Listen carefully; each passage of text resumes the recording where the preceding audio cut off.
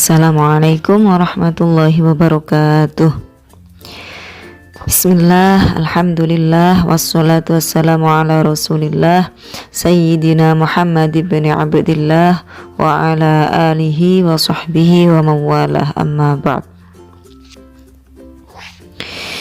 Anak-anak sekalian, selamat datang dan selamat bergabung dalam keluarga besar kita, SMK Kesehatan Amanah Husada Batu. Anak-anakku sekalian yang saya banggakan, semoga kita semuanya selalu dalam keadaan sehat walafiat, bahagia, dan selalu dalam lindungan Allah Subhanahu wa Ta'ala. Anak-anak, dalam MPLS kali ini, masa pengenalan lingkungan sekolah kali ini memang tidak sama seperti dengan tahun-tahun sebelumnya. Perkenalan kita sangat terbatas, hanya di dunia maya. Namun, hal itu tidak boleh menyurutkan niat kita untuk mencari ilmu. Kenapa? Karena ciri-ciri generasi yang hebat dan punya masa depan yang cerah adalah dimanapun berada dan dalam kondisi apapun, dia tetap semangat untuk belajar dan belajar. Baiklah anak-anak, perkenalkan, nama saya Nailis Saadah, Wakil Kepala Sekolah Bagian Kesiswaan dan sebagai guru pelajaran agama Islam. Anak-anak bisa memanggil dengan panggilan Bu Nailis, bisa. Untuk kali ini, Bu Nailis akan menjelaskan tentang tata tertib di SMK kita. Secara keseluruhan, tata tertib yang sudah ada itu adalah tata tertib ketika kita dalam keadaan normal, yaitu ada di sekolah. Namun, ada beberapa yang tetap harus kita patuhi meskipun dalam kondisi belajar di rumah. Yang pertama yaitu kewajiban peserta didik dalam berperilaku. Dari poin nomor 1 sampai 14 bisa anak-anak baca dan pahami sendiri. Di sini Bu Nailis akan menekankan tentang perilaku, akhlak atau sopan santun. Anak-anak, akhlak adalah nilai utama dalam kehidupan kita, baik dari tindakan atau sikap maupun ucapan. Kita harus sangat berhati-hati dalam bersikap dan berucap, karena seseorang itu dinilai dari ucapannya. Apa yang kita perbuat dan apa yang kita ucapkan, itulah harga diri kita.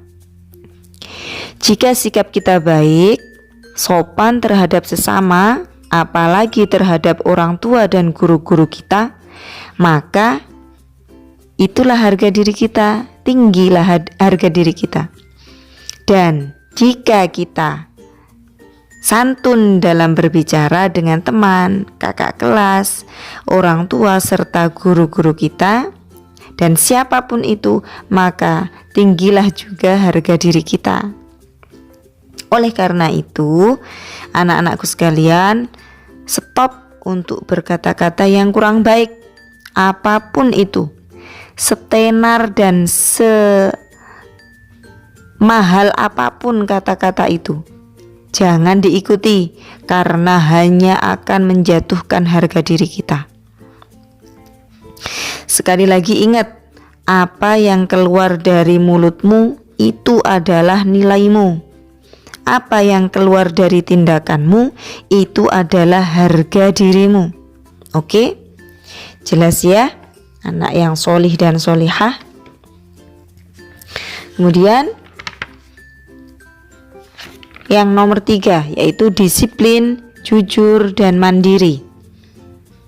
Kita harus disiplin dalam segala hal, misalnya masuk atau bersiap dalam mengikuti sekolah daring sesuai jamnya, yaitu mulai jam 06.30 sampai selesai. Ingat, jam 06.30 atau jam setengah 7 sudah mulai kegiatan.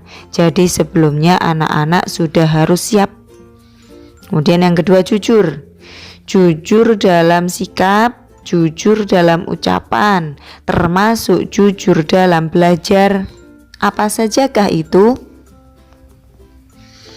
Yang pertama, misal ketika jam belajar. Jadi anak-anak ketika jam belajar tidak hanya absen saja, tapi benar-benar mengikuti kegiatan belajar mengajar sampai selesai. Itu baru yang namanya anak hebat. Bukan setelah absen kemudian keluar rumah, entah itu jalan-jalan, main, ke pasar, apalagi nyuci dan seterusnya. Nah, itu bukan anak hebat. Kemudian jujur dalam mengerjakan tugas dari guru. Jika ada tugas dikerjakan sendiri, bukannya nyontek atau bahkan jawaban temannya itu langsung difoto kemudian dikumpulkan. Apa itu? Bukan seperti itu yang namanya anak cerdas, bukan seperti itu yang namanya anak sukses. Kalau seperti itu namanya ciri-ciri masa depan yang suram. Na'udzubillah. Saya yakin anak-anak semuanya tidak seperti itu. Kemudian selanjutnya jujur dalam ucapan. Jangan sampai sekali-kali kita memelihara yang namanya kebohongan kepada siapapun. Karena sekali bohong maka akan sulit orang lain untuk mempercayai kita. Jelas ya? Kemudian tata tertib selanjutnya yaitu larangan-larangan. Untuk larangan-larangan ini anak-anak bisa membaca sendiri semuanya, namun dalam kondisi belajar online saat ini yang harus dihindari oleh anak-anak, yang harus diperhatikan yaitu yang pertama, kalau pas belajar daring, belajar online tidak perlu bermake up yang berlebihan, tidak usah memakai lipstik, softline, kutex dan sebagainya itu, dan ya, yang semacamnya itu. Apalagi tindik-tindik selain di telinga bagi perempuan. Kalau yang bagi perempuan ya tindik di telinga tidak masalah.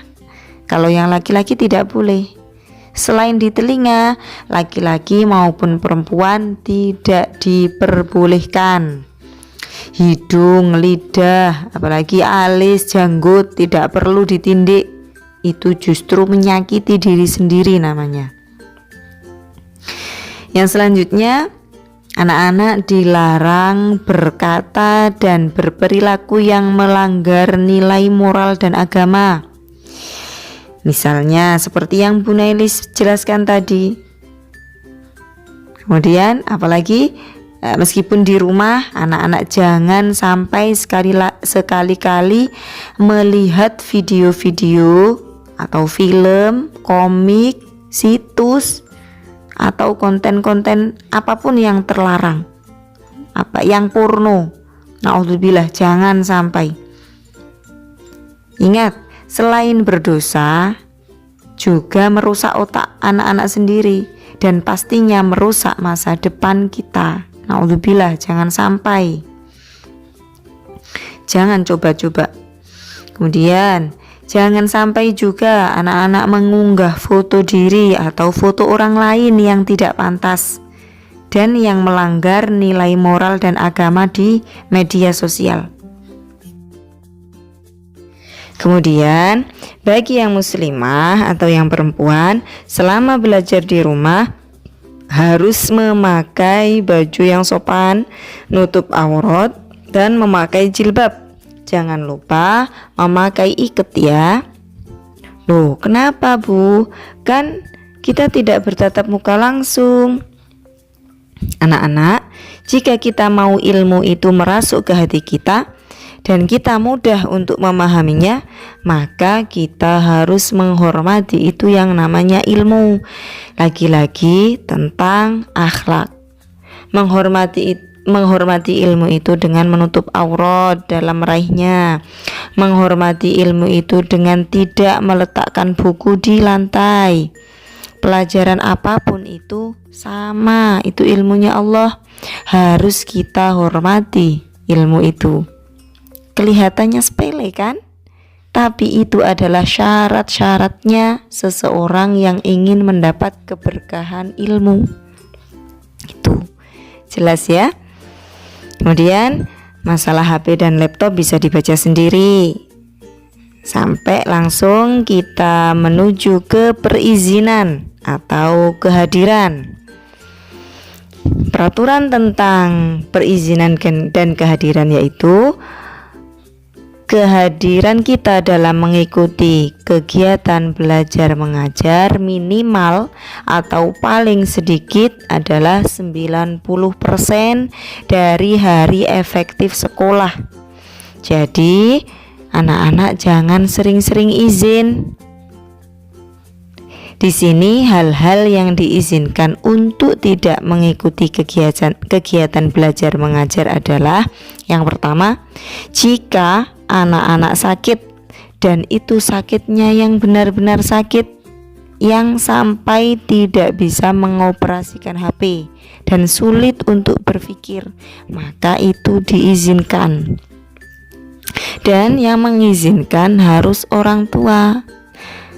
Orang tuanya bisa menghubungi wali kelas atau sekolah, bisa WA ke gurunya, chat ke gurunya, ke wali kelas, atau telepon bisa. Kalau memungkinkan, diusahakan ada surat dokter atau dari puskesmas.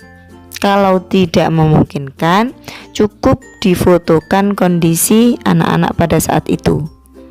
Jelas? Kalau misalnya anak-anak sakit batuk, pilek, panas, yang sekiranya masih bisa mengoperasikan HP, masih bisa WA, masih bisa game, masih bisa YouTube, maka itu tidak diperbolehkan untuk izin, tidak diperkenankan. Masa game bisa, tapi untuk membuka ikut pelajaran atau menyimak guru tidak bisa. Kan jadi lucu nantinya.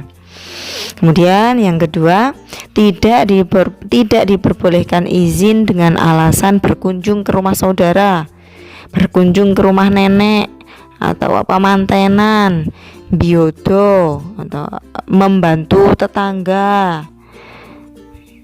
Ya, itu tidak diperkenankan. Kan kalau hari Sabtu dan Ahad bisa. Kemudian kalau bantu-bantu kan bisa setelah kegiatan belajar mengajar.